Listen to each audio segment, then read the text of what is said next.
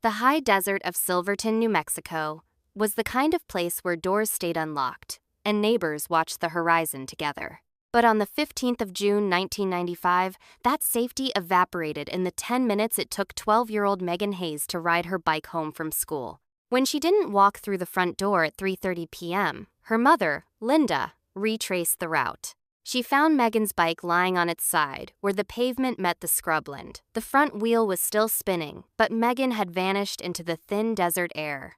The investigation was a landscape of dead ends. Despite searches by the FBI and locals, there were no witnesses, no struggle, and no signs of a car on County Road 12. For 8 years, the case sat in a cold file at the Silverton Police Department. Friends and family gently urged Linda to move on, suggesting that holding on to hope was a form of self-destruction. But Linda refused to build a memorial, fueled by a maternal instinct that insisted Megan was still breathing somewhere out there. The silence broke in March 2003 with a smudged postmark from Missouri. Inside the envelope was a single sheet of notebook paper with 3 words in handwriting. Linda recognized instantly, "I'm not alone." It wasn't a plea for help or a ransom demand.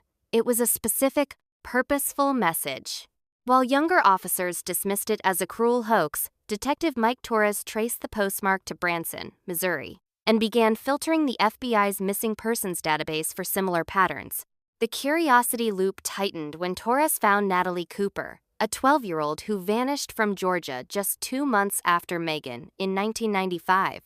When Linda called Natalie's mother, Karen, the emotional weight of the case shifted. Karen revealed she had received an identical 3-word note in 2000, but threw it away, fearing the hope would drive her crazy. The 2 mothers, separated by 1,000 miles, realized their daughters weren't just alive, they were together. The trail led to Robert Sullivan, a man who had lived in New Mexico and Georgia during the exact weeks both girls disappeared. Sullivan owned an isolated farmhouse outside Branson, where he had lived since 1994. When the FBI raided the property, they didn't find a dungeon, they found a manufactured reality.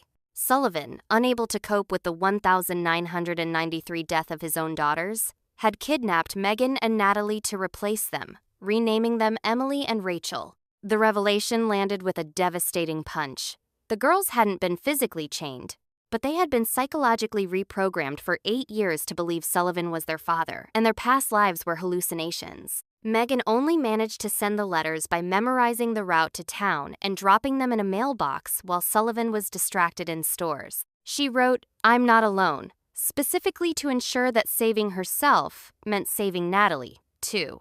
While the memories of their childhood were largely gone, the bond between the 2 mothers and the survivors proved that the lost can eventually find their way back home.